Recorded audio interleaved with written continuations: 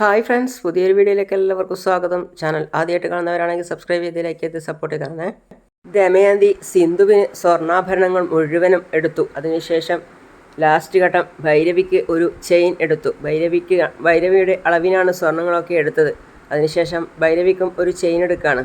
അപ്പോൾ അത് ഭൈരവിക്ക് കൊടുത്തപ്പോൾ ഭൈരവി പറയാണ്, എനിക്ക് താല്പര്യമില്ല എന്ന് പറഞ്ഞപ്പോൾ തന്നെ കാർത്തികേയൻ പറയാണ്, അമ്മേ വിടമ്മേ, താല്പര്യമില്ല എന്ന് പറയുന്നത് കേട്ടില്ലേ? സിന്ധുവിൻ്റെ അച്ഛൻ ദമയന്തിയോട് പറയാണ്, ദമയന്തി നീ പിണങ്ങല്ലേ, ഇവള് പ്രത്യേക ഒരു സ്വഭാവ. പോട്ടെ, സാറില്ലേട്ടാ. ഹരി, എന്താ വല്യമ്മേ? മോനെ, നമ്മളിപ്പോഴത്തെ ആഭരണങ്ങളുടെ ബില്ല് എത്രയാണെന്ന് നോക്കിയിട്ട് ഒന്ന് സെറ്റിൽ ചെയ്തേക്കും മോനെ. ശരി വല്യമ്മേ. ചേട്ടാ, എന്നാൽ ഞങ്ങൾ ഇറങ്ങുകയാണേ. ശരി ദമയന്തി, പോയിട്ട് വാ. ശരി.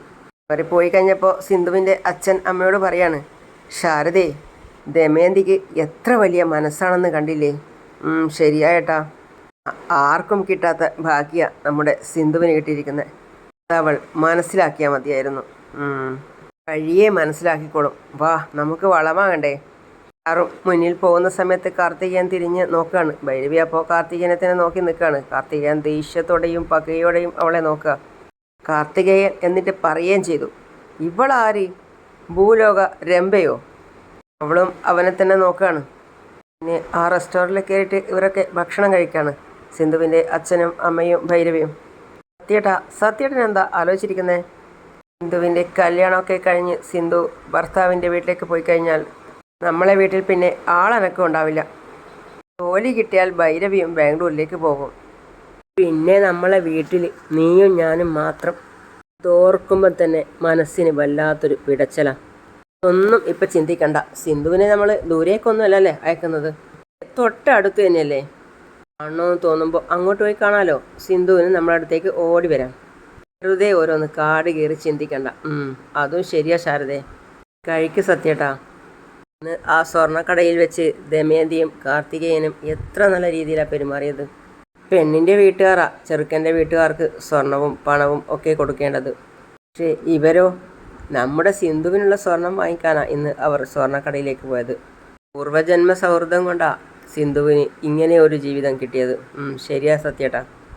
ആ വീട്ടിലേക്ക് കയറി ചെന്നാൽ ദമയന്തി ചേച്ചിയും കാർത്തികേയനും അവളെ പൊന്നുപോലെ നോക്കും, ഒരു സംശയവും വേണ്ട.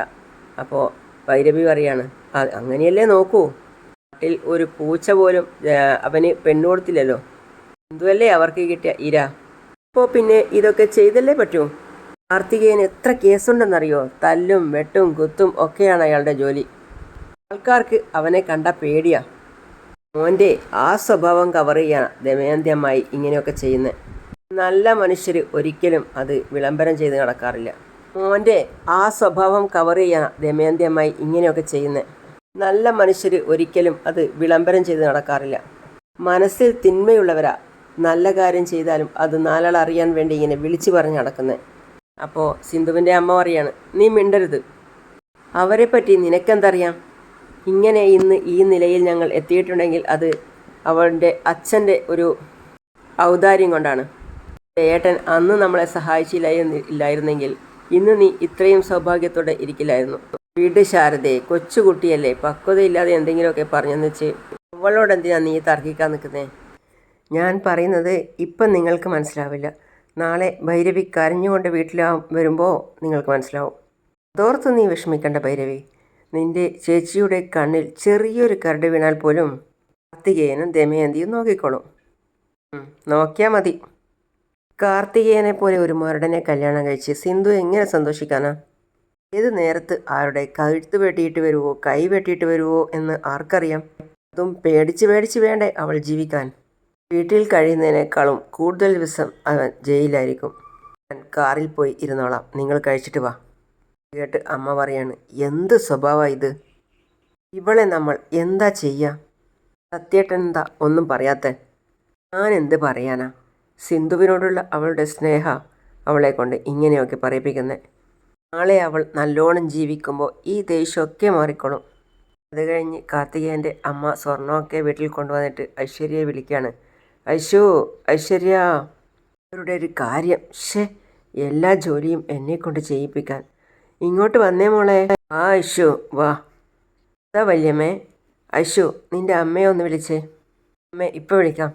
ഞാൻ പുറത്ത് അമ്മ ഉണ്ടെന്ന് തോന്നുന്നു. വന്ന് വിളിക്കുകയാണ്. അമ്മേ, അമ്മേ. വല്യമ്മ അമ്മയെ അങ്ങോട്ട് വിളിക്കുന്നു. ഇതാ വരുന്നു.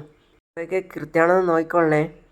ദമയന്തി ചേച്ചി, ലക്ഷ്മി ഇങ്ങോട്ട് വന്ന് ഇരുന്നേ. എന്താ ചേച്ചി, ഇതൊക്കെ സിന്ധുവിന് വേണ്ടി ഞാൻ വാങ്ങിച്ചതാ. ഇങ്ങനെയുണ്ടെന്ന് നോക്കിയിട്ട് പറഞ്ഞേ. എന്തിനാ ചേച്ചി നമ്മൾ സിന്ധുവിന് ആഭരണങ്ങൾ വാങ്ങിച്ചു കൊടുക്കുന്നേ? അവളുടെ വീട്ടുകാരല്ലേ ആഭരണങ്ങളൊക്കെ അണിഞ്ഞ് അവളെ ഇങ്ങോട്ടേക്ക് അയക്കേണ്ടത്. അതൊക്കെ മറ്റുള്ളവരുടെ കുടുംബത്തിൽ നമ്മുടെ വീട്ടിൽ ജീവിക്കാൻ വരുന്ന മകൾക്ക് നമ്മൾ സകല ഐശ്വര്യങ്ങളും അങ്ങോട്ട് കൊടുക്കുക വേണ്ടത്. ഇതൊക്കെ കേട്ട് ഹരിയുടെ അമ്മ അവരുടെ സഹോദരനെ നോക്കാണ്.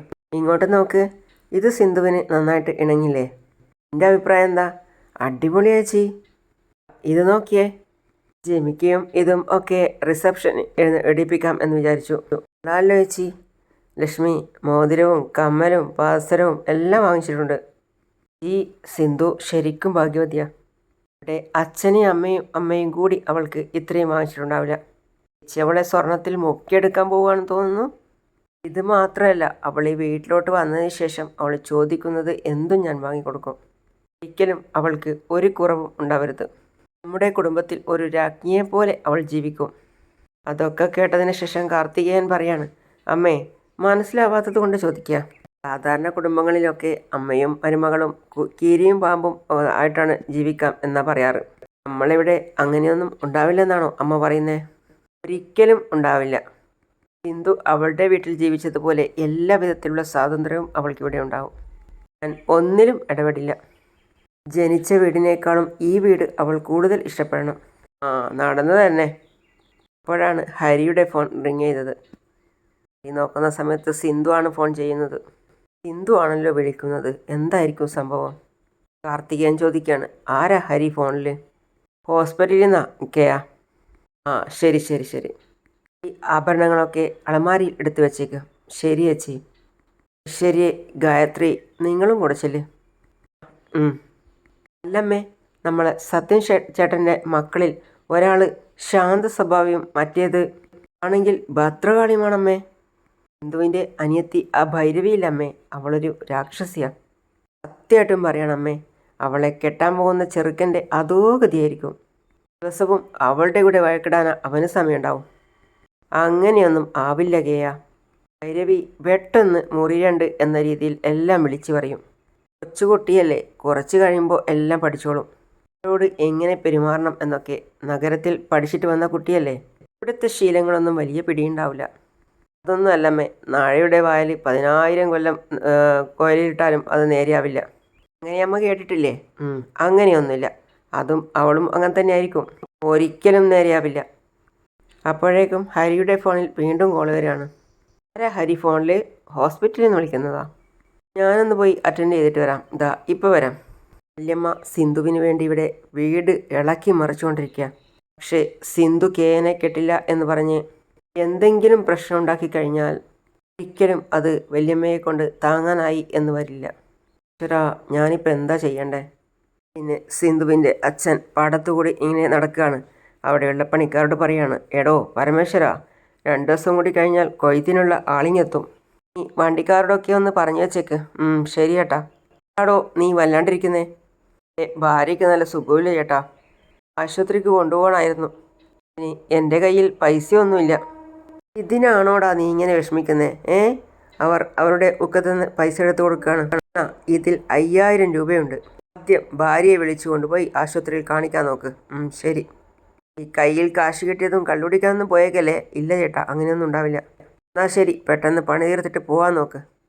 അപ്പോഴാണ് കാർത്തികേയൻ കൈമുറിച്ചയാളും അവൻ്റെ അളിയനും വരുന്നത്. എന്നിട്ട് സിന്ധുവിൻ്റെ അച്ഛന് കുറുകെ നിൽക്കുകയാണ്, കൈയൊക്കെ കൂപ്പിയിട്ട്. അപ്പോൾ സിന്ധുവിൻ്റെ അച്ഛൻ ചോദിക്കുകയാണ്, എന്ത് പറ്റി? നിങ്ങളുടെ മോള് സിന്ധുവിനെ കാർത്തികേയനെ കൊണ്ട് കെട്ടിക്കുകയാണെന്ന് കേട്ടു. അതിന് തനിക്കെന്താ പ്രശ്നം? കാർത്തികേയൻ്റെ പ്രകൃതമൊക്കെ നിങ്ങൾക്ക് അറിയാവുന്നതല്ലേ. അറിഞ്ഞുകൊണ്ട് എന്തിനാ ആ പെണ്ണിനെ കൊണ്ടുപോയി കുഴിയിൽ ചാടിക്കുന്നേ? എന്നേക്കാളൊക്കെ കാർത്തികേയനെക്കുറിച്ച് എനിക്ക് നല്ലോണം അറിയാം. അതുകൊണ്ടാണ് എൻ്റെ മോളെ ഞാൻ അവന് കൊടുക്കുന്നത്. അതിന് നിനക്കെന്താ? പറയുന്നത് കേൾക്ക്. നിങ്ങളുടെ മോള് അവനെ എങ്ങാനും കെട്ടിയാൽ ഒരിക്കലും സന്തോഷമായിട്ട് ജീവിക്കാൻ പോകുന്നില്ല. എന്താ നിങ്ങൾ മനസ്സിലാക്കാത്തേ? എൻ്റെ പേരിൽ ഈ സ്റ്റേഷനിൽ എത്ര കേസുണ്ടെന്ന് നിങ്ങൾക്കറിയാവോ? ഞാൻ ഈ നാട്ടിൽ നിന്നും മാത്രമല്ല, ചുറ്റുവട്ടത്തുള്ള ഗ്രാമത്തിൽ നിന്നും ആരും പെണ്ണിനെ കൊടുക്കാൻ പോകുന്നില്ല. ഏതു നേരത്തും അവനെ കൊന്ന് കൊലവിളിക്കാൻ ആൾക്കാർ കാത്തിരിക്കുക. സ്വന്തം മോളെ അങ്ങനെ ഒരുത്തനെ കൊണ്ട് കെട്ടിക്കുന്ന നിങ്ങൾ ഒരു തന്തയാണോ? പോകുന്ന പോക്കിൽ തന്നെ മോള് വിധവയായിട്ട് നിങ്ങളുടെ വീട്ടിൽ വന്ന് നിൽക്കും. അനാവശ്യം പറയുന്നോടാ. കാർത്തികേയൻ മറ്റുള്ളവരെ പോലെ അങ്ങോട്ട് പൊല്ലാപ്പിന് പോവാറില്ല. പക്ഷേ ആരെങ്കിലും ഇങ്ങോട്ട് വന്നാൽ മാറി നടക്കുന്നവനുമല്ല. ധീരനായ ആണൊരുത്തനാ ഞാൻ എൻ്റെ മോളെ കൊടുക്കുന്നത്. കാർത്തികേയൻ്റെ അടുത്ത് വാലാട്ടാൻ ഒരുത്തനും പറ്റില്ല. അവൻ്റെ ഒപ്പത്തിനൊപ്പം നിന്ന് പോരാടി ജയിക്കാൻ ഈ നാട്ടിൽ വേറെ ആണുങ്ങളാരെങ്കിലും ഉണ്ടോടാ? ഓ, മോളെ കൊണ്ടുപോയി കുഴിയിൽ ചാടിക്കാൻ നിങ്ങൾ തന്നെ തീരുമാനിച്ചു. എൻ്റെ മോള് അവനെ കല്യാണം കഴിച്ചാൽ അന്തസ്സായിട്ട് രാജകുമാരിയെ പോലെ ജീവിക്കും. എൻ്റെ മോളുടെ കാര്യത്തിൽ എന്ത് തീരുമാനിക്കണമെന്ന് ഞാൻ നോക്കിക്കോളാം. നിങ്ങളുടെ ഉപദേശം വേറെ വല്ലവർക്കും കൊടുക്ക്. ആ കാർത്തികേയൻ എൻ്റെ അളിയൻ്റെ കൈ അരിഞ്ഞിട്ടവനാ. ഓ, അവൻ്റെ അനിയത്തിയെ എൻ്റെ അളിയന് കല്യാണം കഴിച്ചു കൊടുത്താൽ മാത്രമേ അവനെ ഞങ്ങൾ ജീവിക്കാൻ അനുവദിക്കൂ. ഇല്ലെങ്കിൽ പ്രശ്നമാണ് മാഷേ. അവൻ്റെ കൈയും കാലും എടുക്കാതെ ഞാൻ വിടില്ല. ഈ പ്രഷറൊന്നും എൻ്റെ അടുത്ത് ചിലവാവില്ല. എനിക്ക് ധൈര്യമുണ്ടെങ്കിൽ കാർത്തികേയനോട് ചെന്ന് പറ. ഓ, വഴിയിൽ നിന്ന് മാറടാ. സിന്ധുവിൻ്റെ അച്ഛൻ അവർ രണ്ടുപേരെയും വഴിയിൽ നിന്ന് തട്ടി മാറ്റിയിട്ട് മറികടന്ന് പോവാണ്. വന്നിരിക്കുന്നു ഉപദേശി. ആ പരട്ടക്കിളവിന് എന്തൊരഹങ്കാരം നോക്കിയേ. ആദ്യം കാർത്തികേയൻ്റെ കഴുത്തറുത്ത് ഇവൻ്റെ മോളുടെ താരിയറുത്ത് പറഞ്ഞേക്കണം. എന്നാലേ ഇവനൊക്കെ പഠിക്കൂ. എന്നെ കാണിക്കുന്നത് സിന്ധുവിൻ്റെ കൂട്ടുകാരൻ. ആ ചെറുക്കൻ ഒരു സ്വാമിയെ കൂട്ടി കൊണ്ടുവരികയാണ്. പൈസ ഇതാ ഏട്ടാ. ശരി മോനെ. ഓക്കെ ഏട്ടാ. ആ സ്വാമിജി. സിന്ധുവും അവനും ചേർന്ന് ഏർപ്പാടാക്കിയ സ്വാമിയാണത്. അവർ ഓട്ടോയിൽ നിന്നും ഇറങ്ങിയതും സിന്ധുവിനെ വിളിക്കുകയാണ്. പറയച്ചു ചേച്ചി, ഞാനും സ്വാമിജിയും ചേച്ചിയുടെ വീടിൻ്റെ വാതുക്കലുണ്ട്. വന്നു അല്ലേ? നിൽക്ക്, ഞാൻ വരിക. സ്വാമിജി അവിടെ വീട്ടിൻ്റെ ഉമ്മറത്തെത്തി. ആഹാ, ചേച്ചി സത്യനങ്കിൾ വീട്ടിലല്ലോ? ഇല്ലടാ, അച്ഛൻ പുറത്തെവിടെയോ പോയിരിക്കുക. ആ സ്വാമിജി അകത്തേക്ക് പറഞ്ഞേക്ക്. ശരി, വരാം. ചേച്ചിയുടെ അച്ഛനിപ്പോൾ വീട്ടിലില്ല. സ്വാമിജി വീട്ടിൽ ചെന്ന് സിന്ധു ചേച്ചിയുടെ അമ്മയോട് ഞങ്ങൾ പറഞ്ഞതുപോലെ അങ്ങ് പറഞ്ഞേക്ക്. ശരി, പൊളിച്ചടുക്കിയേക്കാം. ഓം നമഃ ശിവായ. അമ്മേ അമ്മേ അമ്മേ അമ്മ അമ്മേ. എന്താ സിന്ധു? നമ്മുടെ വീട്ടിലേക്ക് അമ്മേ അച്ഛനൊരു സ്വാമിജിയെ പറഞ്ഞയച്ചിട്ടുണ്ട്. സ്വാമിജിയെയോ? ആ അതെ അമ്മേ. സത്യാണമ്മേ. പുറത്തേക്ക് സ്വാമിജിയെ നോക്കിയിട്ട് പോയി. സിന്ധു മനസ്സിൽ ചിരിക്കുകയാണ്. നമസ്കാരം സ്വാമിജി.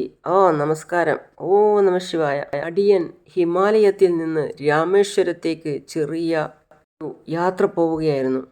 പോകുന്ന വഴി ഭഗവതിയുടെ ഭർത്താവിനെ ദർശിച്ചായിരുന്നു. അദ്ദേഹമാണ് വീട്ടിൽ ചെന്ന് നിങ്ങളുടെ മകൾ സിന്ധുവിനെ അനുഗ്രഹിക്കാൻ വേണ്ടി പറഞ്ഞയച്ചത്. ആരാണോ? വരൂ സ്വാമിജി, അകത്തേക്ക് കയറിയിരിക്കും. സ്വാമിജി നമഃ ശിവായ പറഞ്ഞ് അകത്തേക്ക് കയറിയിരിക്കുകയാണ്. സ്വാമിജി ഇരിക്കും. സിന്ധു അടുക്കളയിൽ ചിരിച്ചുകൊണ്ട് നിൽക്കുകയാണ്. അപ്പോൾ അമ്മ വിളിക്കുകയാണ്. സിന്ധു, ഇങ്ങോട്ട് വന്നേ, സ്വാമിജിയോട് അനുഗ്രഹം വാങ്ങിക്ക്. ദേ വരിക അമ്മേ. അമ്മേ, ആ വാ വാ വാ വാ. സ്വാമിയുടെ അനുഗ്രഹം വാങ്ങിക്ക്. സ്വാമിയുടെ അടുത്ത് പോയിട്ട് പറയാണ്, എന്നെ അനുഗ്രഹിക്കണം സ്വാമി. ആയുഷ്മാൻ ഭവ, ആയുഷ്മഹാൻ ഭവ, ആയുഷ്മഹാൻ ഭവ. സിന്ധുവിന് അയാൾ കണ്ണിറുക്കി കാണിച്ചു കൊടുക്കുകയാണ്. സിന്ധുവും അതുപോലെ സന്തോഷത്തോടെ കണ്ണിറുക്കുകയാണ്. ഇവളുടെ ജാതകം എടുത്തുകൊണ്ട് വരൂ. കൊണ്ടുവരുന്നു. അതേ അമ്മ ശരിക്കും സ്വാമിജിയാണെന്ന് വിശ്വസിച്ചിരിക്കുക. പറഞ്ഞതൊക്കെ അതേപടി പറഞ്ഞ് എങ്ങനെയെങ്കിലും എൻ്റെ കല്യാണം ഒന്ന് മുടക്കി തരണേ. മോള് പേടിക്കണ്ട, ഞാൻ നോക്കിക്കോളാം. സ്വാമിജി ഇതാ. ഓം നമഃ ശിവായ എന്ന് പറഞ്ഞ് സ്വാമിജി അവളുടെ ജാതകം നോക്കുകയാണ്. ജാതകം നോക്കുന്നതും സ്വാമിജി ഞെട്ടലോടെ നോക്കുകയാണ്. എന്തേ സ്വാമിജി, വല്ല കുഴപ്പമുണ്ടോ? കുഴപ്പമോ? വലിയ ഭൂകമ്പമാണ് ഇതിലുള്ളത്. സ്വാമിജി എന്താ ഉദ്ദേശിച്ചേ? രണ്ട് ജാതകവും തമ്മിൽ ഒരു പൊരുത്തവും ഇല്ല. ഇവർ രണ്ടുപേരും തമ്മിൽ കല്യാണം കഴിക്കാനേ പാടില്ല.